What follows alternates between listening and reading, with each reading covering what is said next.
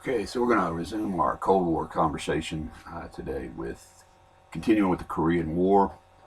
We're going to be talking about after General MacArthur's forces successfully landed at Incheon, they pushed North Koreans successfully all the way back to the Chinese border, to Yalu River. It was really just an explosive offensive up the peninsula. As they advanced, Mao, the leader of China, became greatly concerned that the UN forces were going to overthrow communism in North Korea and potentially even jeopardize his standing in the region. So what you have is the forces reached the Yalu River by the fall of 1950, and in a surprise move, Mao sends 1 million so-called volunteers. In reality, this is the Chinese Ninth Army pouring across the Yalu River in November.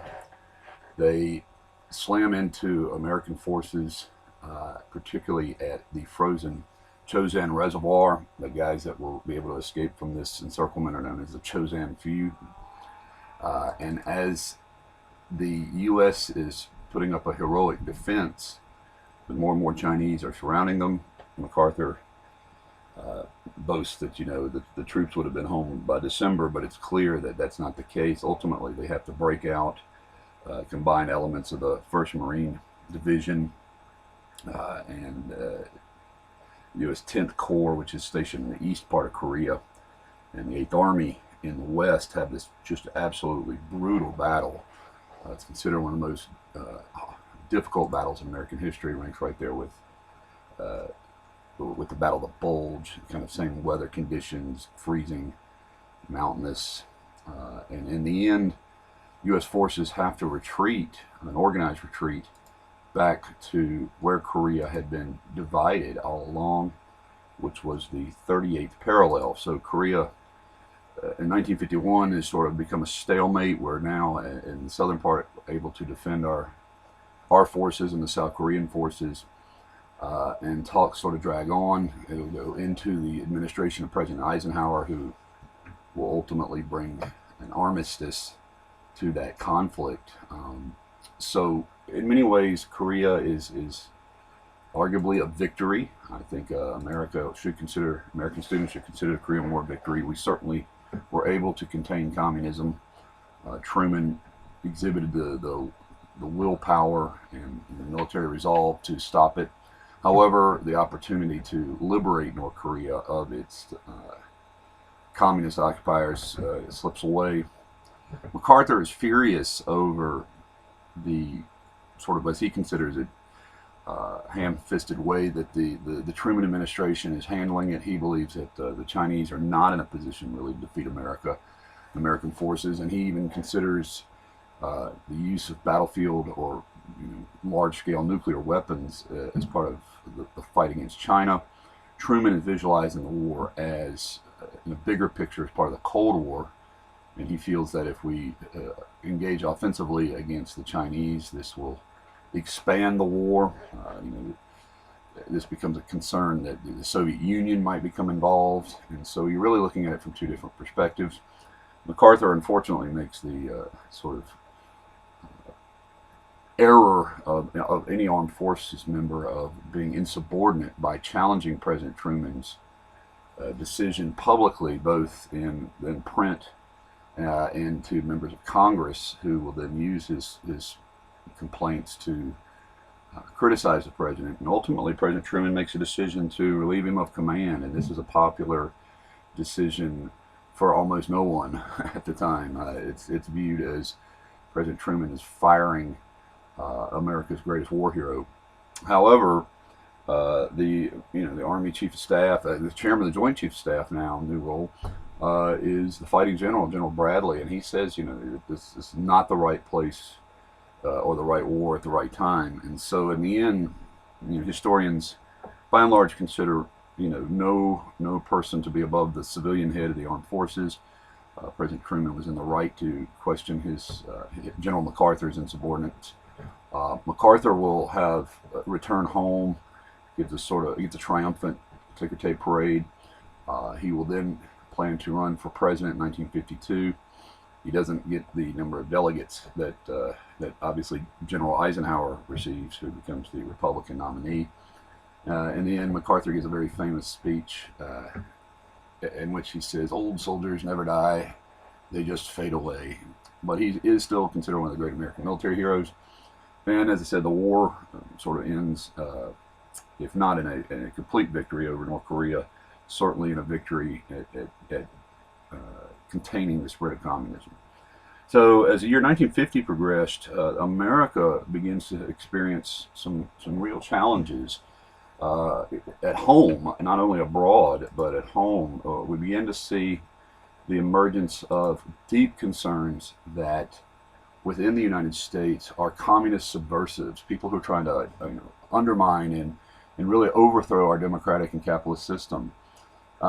Interestingly, this really had not begun during the Cold War. It actually begun earlier. We've seen a round of it already during the first Red Scare under President Wilson, President Harding.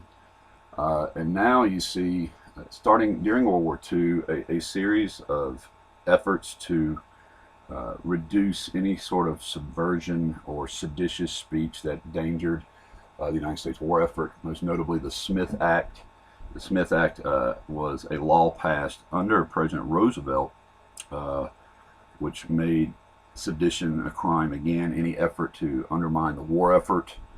We've already talked about how during the war the Smith-Connolly Anti-Strike Act had passed. So if you consider the Red Scare, it really never truly went away from the first Red Scare. During the beginning of the second Red Scare, during World War II, you had a list of potential subversive organizations compiled known as the Biddle List. And really, the Alien Registration Act as well was designed to find anyone who might be in the country trying to undermine our objective. So President Truman really kind of kickstarts the second Red Scare in force with his executive order 9835, Executive Order 9835, which is famously referred to as the Loyalty Order. And what it does is it creates a loyalty review board, and Attorney General Clark and others will begin to investigate hundreds of thousands of American government employees. Ultimately, 300 are considered risky and will be removed from their position. But that's out of 3 million employees. Nevertheless, there is a genuine fear of subversion, of communist elements in the United States, fascist elements, anarchist elements, any number of folks who would undermine the U.S. government. You also have state employees having to swear loyalty oaths, particularly school teachers. So you see a sense that America is taking sort of politically and legally steps to limit any form of disloyal behavior. 1949, you have 11 communists prosecuted under this act, the Smith Act, for sedition, and they're convicted under a famous Supreme Court decision called Dennis versus United States. This is continuing with sort of the premise that cases like Schenck, Debs, and Gitlow had, and that is that free speech does not protect, at the time, advocating overthrow of the government or advocating any form of disruption to government activity. This is later de facto reversed in a case called Brandenburg versus Ohio, where the court today basically argues that speech in and of itself is not unconstitutional, regardless of what you say, as long as it is not imminent action. So action really is now the sort of standard. But during World War II and the Cold War, any type of speech that was considered clear and present danger or a threat to national security, you could be detained or arrested and fined. So during the Cold War, the second Red Scare and the Cold War, this was used as sort of a political effort to identify really anyone who might be perceived as potential subversive, as potential threats to national security. So, for example, homosexuals were targeted, You would see people who were involved in sexual freedom in general, sexually liberated people. Folks who were critical of religion would often be targeted in this. You may want to remember that communism was atheistic, so it was routinely referred to here in America as godless. So a lot of, what you think about the 1950s, think about like rock and roll, and, that begins to emerge. But anything that was seen as sort of undermining the historic traditional values of the United States would be called communist. Of course, labor unions as well. And so this leads to a real political effort by at least some members of Congress as well as the president to limit the influence of communism in the United States. Congress in 1947 is going to pass a law called the McCarran Act, the McCarran Internal Security Act. This law is going to grant the president extraordinary powers to detain folks who are considered to be un-American or subversive. They have to register. They have to, be on a list. They can be deported. So it's a period where I think, particularly for President Truman, it's important to him that he proved that he is not soft on communism. The Democrats have really been hit hard politically with sort of the 1-2 punch of the Soviet A-bomb and the development of communism in China. And so again, and of course the tradition of FDR having been called pink or soft on communism altogether. So you see really an effort made by the United States, political leadership, and I think also amongst a lot of Americans. The Red Scare, the second Red Scare, genuinely was a fearful period. There was a sense that your neighbor might be your enemy, your teacher, your librarian. So in our next video, we're going to really examine the specifics of the second Red Scare. We're going to look at what names were made famously and infamously, and then how it sort of continued through into the Eisenhower presidency.